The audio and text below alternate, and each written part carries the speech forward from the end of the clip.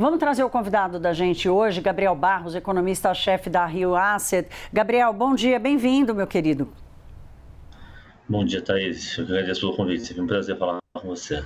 Que bom. Gabriel, nós estamos tratando aqui, claro, de uma questão específica, de um nicho que, inclusive, tem pouca representatividade no mercado de crédito no Brasil, mas a essência da discussão, ela está generalizada, que é exatamente o custo do crédito, a exposição das pessoas, das famílias brasileiras a um crédito que é caro, que consome boa parte da sua renda, e essa é uma das preocupações, por exemplo, com a economia brasileira, lá fora, óbvio, mas aqui também. Como é que a tua avaliação hoje sobre como está o mercado de crédito no Brasil, se ele apresenta riscos ou não? Tá, vamos lá. Olha, pelo que a gente tem visto, tem acompanhado dos dados, teve um aperto das condições financeiras que foi transmitido pelo canal de crédito, né? Então, o mercado de crédito está desacelerando, ele está ficando mais apertado, mais caro. Isso está produzindo uma desaceleração do mercado de crédito que é natural. É assim que a política monetária opera, é assim que a gente deveria esperar mesmo que as coisas funcionem. Então, está acontecendo um aperto dessas condições de crédito, e isso é esperado, né, para que a política monetária do Banco Central funcione. A gente precisaria ver exatamente o que está acontecendo.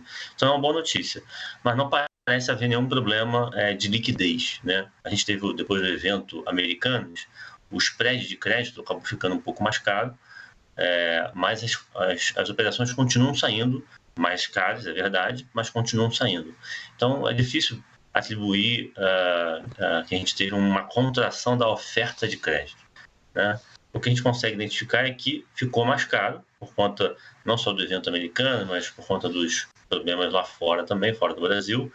Mas está difícil de dizer que tem um problema de liquidez aqui no mercado brasileiro. O que está acontecendo é que o mercado realmente está com um custo mais alto, as operações estão mais caras para serem viabilizadas.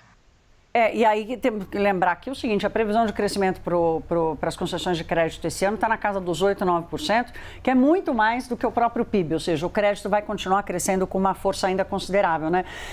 Gabriel, vou pedir para você ficar conosco para a gente continuar a nossa conversa, trazendo aqui o tema do arcabouço fiscal. O ministro da Fazenda, Fernando Haddad, disse ontem que a nova regra vai ser apresentada ainda esta semana. Quer dizer, o fato deles não terem ido à China, né, Gabriel, acabou reforçando essa expectativa. E nós vamos ouvir um trechinho do que ele disse ontem, que mostra essa convicção do ministro. Vamos ver.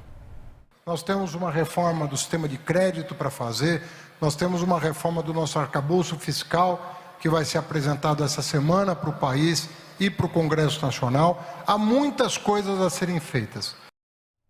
Falei que era curtinho. Gabriel, você acredita, não? Agora sai, agora vai? Esse arcabouço fiscal, as novas regras chegam aí? Vamos torcer que sim, e que, mais do que a pressa, né, em anunciar, que venha um arcabouço sólido e crível, né, como disse o Banco Central. É importante que esse arcabouço seja um bom arcabouço para que o Banco Central consiga, né, no futuro próximo, começar a cortar juros. É o que eu acho que todo mundo gostaria que acontecesse. A condição, né, para esse cenário se viabilizar é o arcabouço ser crível e apertado, né? A regra tem que ser apertada, mas factível. Então, fica a expectativa. O governo tem emitido alguns sinais que são um pouco contraditórios, né? Apontando na direção de uma regra, infelizmente, frouxa. A gente tem visto discussões, por exemplo, de uma regra diferenciada, uma transição para a saúde, para a educação. A ala política do governo também tem defendido que os investimentos públicos tenham um tratamento diferente. A gente tem visto decisões de aumentar o salário mínimo por todo o mandato, acima da inflação, reajuste de salário de servidor público, aumento de transferência de renda, enfim. Todos os sinais que o governo tem emitido, eu brinco que a preferência revelada, né? O governo revelou uma preferência e essa preferência aponta para um gasto crescendo bastante. Então, fica difícil ser muito otimista com esse arcabouço, porque a direção está apontando para um arcabouço frouxo, né?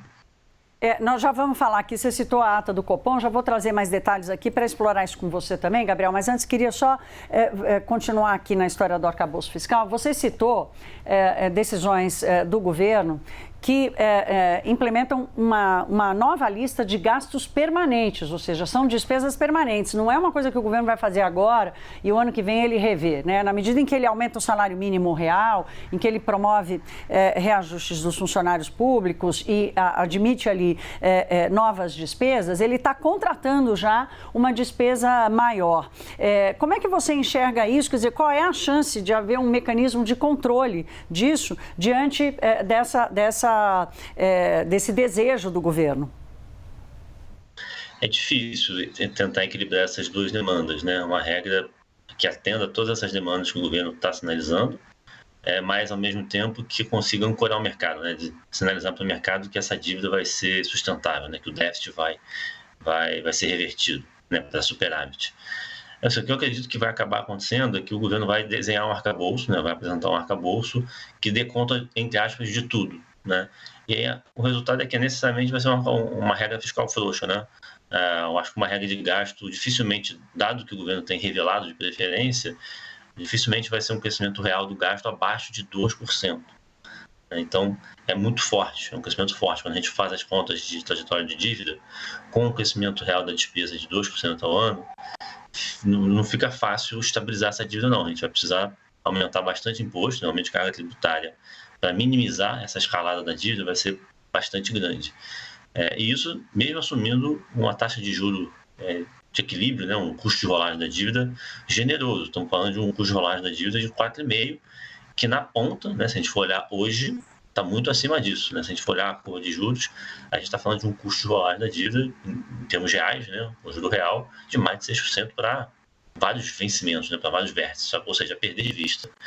Então, assim, sendo bastante generoso nas projeções, a gente tem um problema de dinâmica de dívida com essa regra de gasto permitindo um crescimento real de 2%. Então, assim, eu estou preocupado, estou apreensivo com esse anúncio do arcabouço fiscal. Acho que uma parte positiva que pode vir é do Ministério do Planejamento, que tem dado sinais de aprimorar o processo orçamentário, né, de planejamento. Mas a regra em si, do ponto de vista de política fiscal, eu estou bastante apreensivo.